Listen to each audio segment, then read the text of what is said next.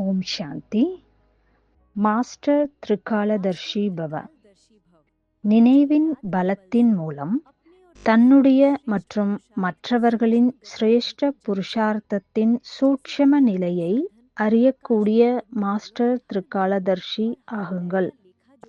எப்படி விஞ்ஞானத்தின் சாதனம் ஆகாயத்தில் பறக்கக்கூடியவர்களின் ஒவ்வொரு நிலையையும் அசைவையும் பதிவு செய்கிறதோ, அதே போல திரிகாலதர்ஷி ஆத்மாக்களாகிய நீங்கள் அமைதியின் சக்தி மற்றும் நினைவின் அக்னி மூலம் ஆத்மாவின் ஸ்திதி மற்றும் புருஷார்த்தத்தின் நிலையை தெளிவாக அனுபவம் செய்ய முடியும்.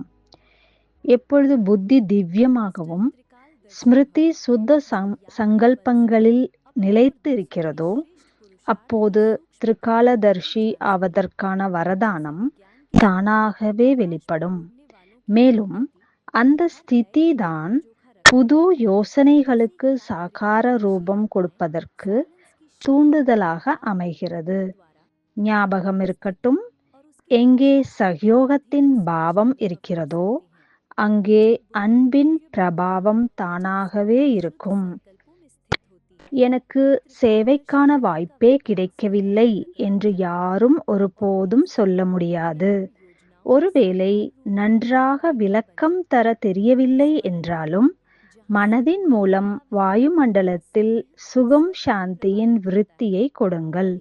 ஒருவேளை உடல் வலுவற்றதாக இருந்தாலும் வீட்டில் அமர்ந்தபடியே சகயோகம் கொடுங்கள். அதற்கு மனதின் மூலம் சுத்த சங்கல்பங்களின் பொக்கிஷத்தை சேர்த்து வைப்பதற்கான ஒரு சாதனை அவசியமாகிறது. சுப பாவனை மூலம் நிரம்பியவர் ஆக வேண்டும்.